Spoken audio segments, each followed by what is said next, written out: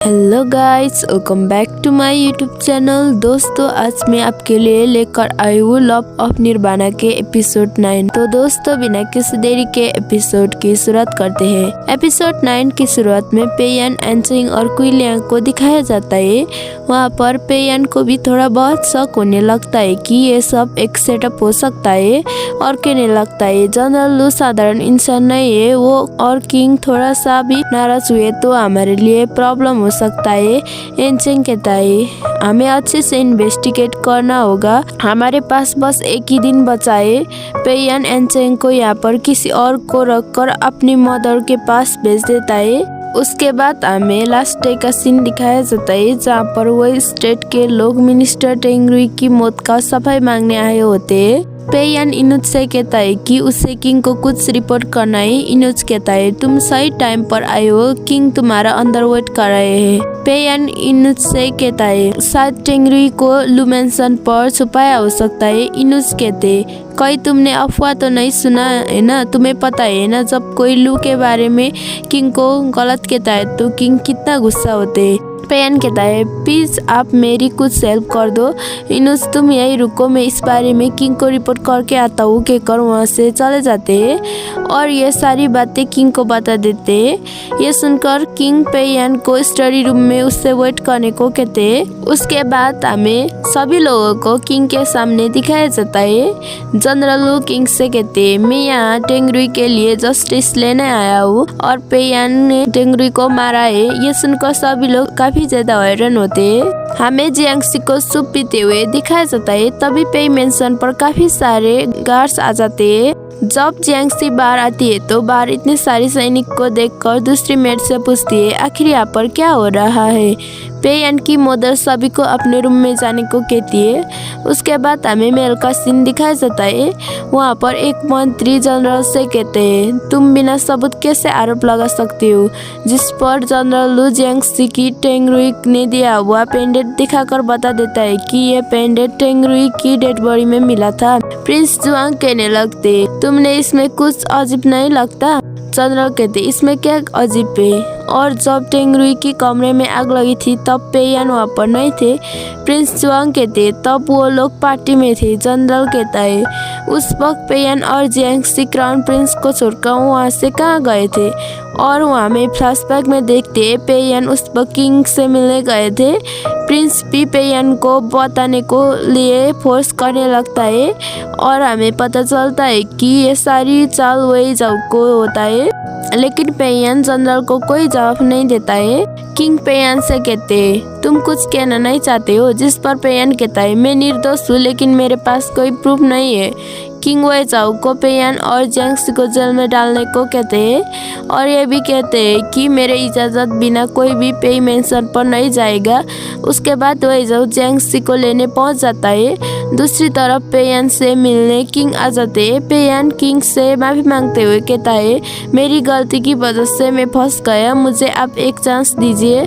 King कहते हैं मैं तुम्हें बचा सकता हूँ लेकिन उस सर्वेंट को नहीं। पेयन कहता है वो इनोसेंट है इसलिए मैं सारी ब्लेम अपने ऊपर लेता हूँ। किंग कहते तुम बस एक मिनट के लिए सब कुछ छोड़ने को तैयार हो। जेल में जाते हुए जियांगसी भी पेयन को देख लेती है और उसके बाद वे जाओ किंग के पास आकर बता देता है कि जियांगसी को भी लाया गया है। वे जाओ जियांगसी को जेल में लाकर कहता है मैं काफी खुश हूँ कि पेयन तुम्हारा इतना केयर करता है। वहाँ पर जियांगसी जब नोकीली चीज को देखती है तो वे जाओ को वहाँ पर गिरा देती है और कहती है अब देखते हैं कौन पहले मरता है।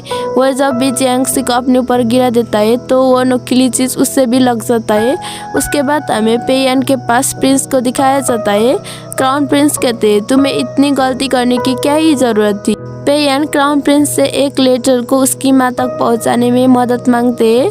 क्राउन प्रिंस उस लेटर को लेकर कहते हैं मैं तुम्हें यहाँ से निकालने की पूरी कोशिश करूँगा। पेयन जियांगसी को सेव करने में क्राउन प्रिंस की मदद मांगते हैं और ये भी बता देते हैं कि टेंगरुई की केस जियांगसी ही अकेली गवाह है। उसके बाद वे जाओ को किंग के सामने दिखाया जाता है।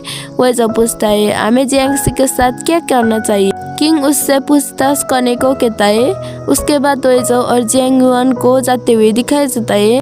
वही जाओ कहता है किंग ज्यादा समय तक पेयन को जेल में नहीं रखेंगे, इसलिए हमें टिंगरी को जल्दी से किंगकंग सिटी भेजना होगा।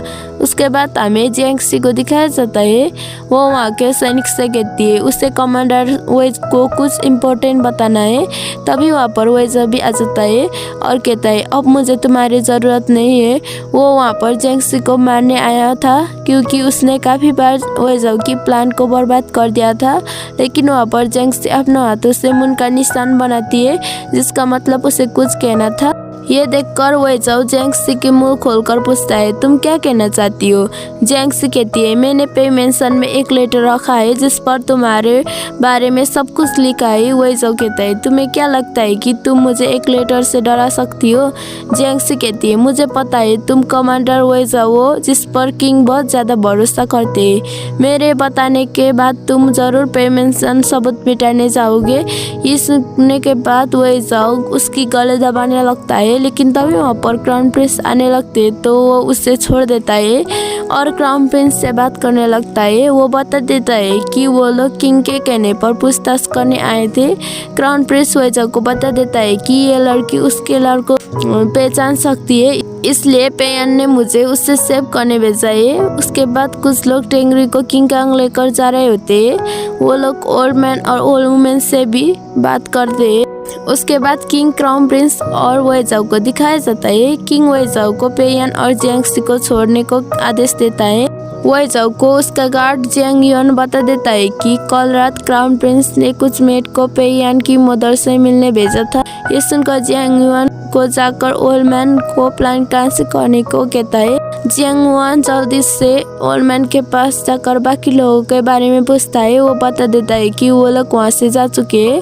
ओल्ड मैन उन्हें रोकने की कोशिश करता है, लेकिन वो लोग किंगकंग सिटी पहुंच जाते हैं और ओल्ड मैन को भी चैंग फेंगार का कमांडर सुजुन पकड़ लेता है। ओल्ड वुमेन और एक लड़के को सारी सबूत जलाते हुए दिखाया जाता है। वहाँ पर भी चैंग फेंगार आ जाते हैं तो ओल्ड वुमेन उस लड़के को वहाँ से भेज देती है। वो लोग उस ओल्ड वुमेन को भी पकड़ लेते हैं। उसके बाद क्राउन प्रिंस को पेयन के पास दिखाया जाता है। क्राउन प्रिंस बता देता है कि उससे फादर ने बेगुनाह साबित करने का 3 दिन दिया है। उसके बाद वेजाओ को जियांगसी के पास दिखाया जाता है। वेजाओ बता देता है कि उसे किंग ने माफ कर दिया है। वो लोग वहाँ पर बात कर ही रहे थे, तभी वहाँ पर पेयन आ जाता है। उसके बाद हमें टेंगरी को ले जाते हुए दिखाया जाता है, लेकिन उन लोगों को पीछे सैनिक पड़ जाते हैं। एक लड़का उन सैनिक को मारने के लिए नीचे आता है, लेकिन उसकी मौत वहीं पर हो जाती है और वहाँ पर कैरेज पलट जाता है। दूसरा लड़का टेंगरी को मारने आगे बढ़ता है, लेकिन कुछ सिपाही उसे वहीं मार देते हैं। चैंग फेंगार का कमांडर सुजुन को पेयन के सामने दिखाया जाता है। वो बता देता है कि उसने टेंगरी को बचा लिया है और उन सभी लोगों को मार डाला। उनमें से कुछ लोग अभी भी जिंदा है कहकर उस ओल्ड मैन और ओल्ड लेडी को लाया जाता है। पेयन उन लोगों से पूछता है तुम लोगों को ऐसा किसके कहने पर किया है। जब वो लोग कुछ नहीं कहते तो वो लोग उन्हें कोड़े मारने लगते हैं। जियांगसी पेयन को ऐसा करने से रोकने लगती है। पेयन उन्हें रोकने का फिर से वही सवाल पूछता है, लेकिन वो लोग कुछ नहीं कहते तो वो लोग फिर से मारने को कहता है। वो जाओ पेयन से कहता है क्या तुम मुझे ये काम दे सकते हो।